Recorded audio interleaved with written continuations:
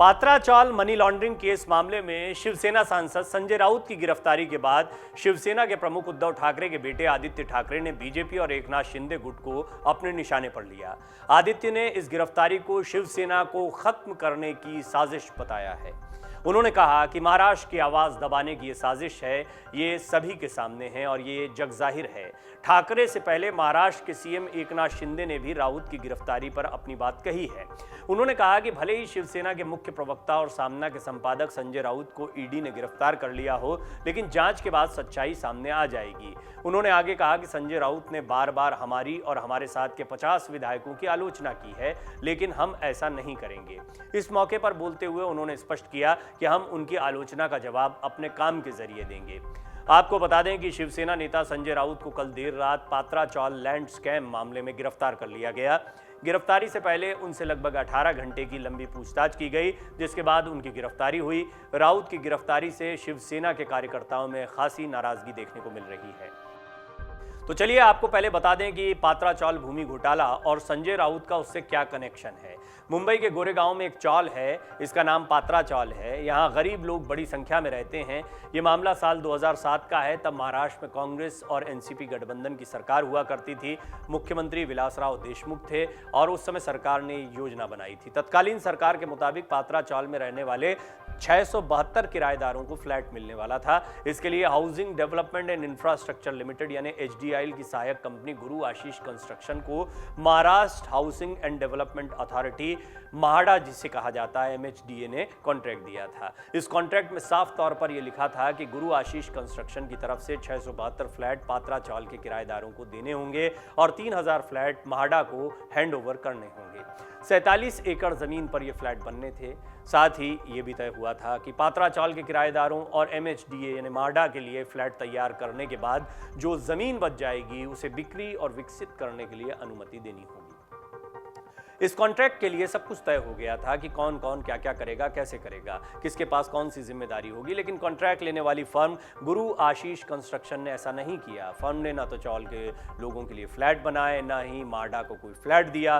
Company ने यह जमीन 8 अन्य बिल्डरों को 1034 करोड़ रुपए में बेच दी।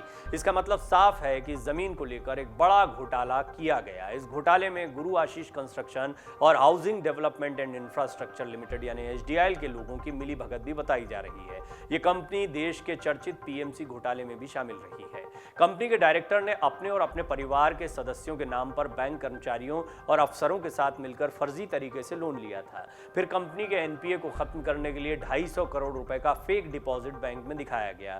इसके बाद बैंक ने फिर से NPA वाली कंपनी HDIL को फ्रेश लोन दे दिया। अब आप सोच रहे होंगे कि इस घोटाले से शिवसेना सांसद संजय राउत का क्या लेना देना है, जिन पर आदित्य ठाकरे अब कह रहे हैं कि ये शिवसेना को खत्म करने की साजिश है। आइए आपको बताते हैं कि आखिर संजय राउत इस मामले में कैसे फंस गए। जिस HDIL ने ये दोनों घोटाले किए थे उसके डायरेक्टर प्रवीण राउत, सारंग वधावन, राकेश वधावन हैं। प्रवीण राउत और सारंग को साल 2020 में प्रवर्तन निदेशालय ने गिरफ्तार किया था। उस दौरान दोनों से पूछताछ में संजय राउत का नाम भी सामने आया था। पूछताछ में इस घोटाले से संजय राउत का कनेक्शन होता दिखाई पड़ा। HDIL के डायरेक्टर प्रवीण राउत शिवसेना सांसद संजय राउत के दोस्त बताए जाते हैं। आपको बता दें कि बहुचर्चित PMC बैंक घोटाला मामले में भी प्रवीण राउत का नाम सामने आ चुका है और ये बात भी सामने आ रही है कि प्रवीण राउत की पत्नी माधुरी ने संजय राउत की पत्नी वर्षा को 55 लाख रुपए का ब्याज मुक्त कर्ज दिया था, जिसका इस्तेमाल राउत परिवार ने दादर में एक फ्लैट खरीदने के लिए किया था। इसे लेकर प्रवर्तन निदेशालय ने संजय राउत की पत्नी वर्षा और प्रवीण राउत की पत्नी माधुरी राउत के बयान दर्ज किए थे। संजय राउत के दोस्त प्रवीण राउत के खाते में 2010 में 95 करोड़ रुपए आए। ये रकम उन जमीनों को बेचकर मिली थी जिस जमीन पर गरीबों के लिए फ्लैट बनने वाले थे। इस मामले में सुजीत पटकार का भी नाम सामने आया था। ईडी ने सुजीत के घर पर भी छापेमारी की। सुजीत का भी कनेक्शन संजय राउत से जुड़ा हुआ पाया जा रहा है और संजय राउत की बेटी की एक फर्म में सुजीत पटकार पार्टनर भी हैं। सुजीत की पत्नी और संजय राउत की पत्नी वर्षा ने एक साथ मिलकर अलीबाग में एक जमीन खरीदी। ईडी की जांच में सामने आया कि इस जमीन भी उसी घोटाले के पैसे से ली गई थी। आपको बता दें कि कोरोना काल में सुजीत को मुंबई और पुणे के कई कोरोना सेंटर्स का भी कॉन्ट्रैक्ट मिला था। तब बीजेपी नेता किरीट सोमैया ने इन केंद्रों पर अनियमितता का आरोप लगाया था। किरीट सोमैया ने इस मामले में मुंबई के शिवाजी नगर पुलिस स्टेशन में FIR भी दर्ज कराई थी। मालूम हो कि 1034 करोड़ के जमीन घोटाला मामले में ईडी ने ने राउत से 1 जुलाई को पूछताछ की थी। इसके बाद आपको बता दें कि बीते 21 और 27 जुलाई को भी ईडी ने संजय राउत को तलब किया, लेकिन वो पेश नहीं हुए। उन्होंने अपने वकीलों के जरिए सूचना भेजी थी कि संसद के मानसून सत्र के कारण वो 7 अगस्त के बाद ही पेश हो सकते हैं। इस मामले में ईडी पहले ही दादर और अलीबाग में राउत की संपत्तियों को कुर्क कर चुकी है। तो वहीं पात्रा चौल भूमि घोटाला मामले में गवाह सपना पाटकर को जान से मारने की धमकी मिली थी, जिसके बाद मुंबई पुलिस ने केस दर्ज किया था।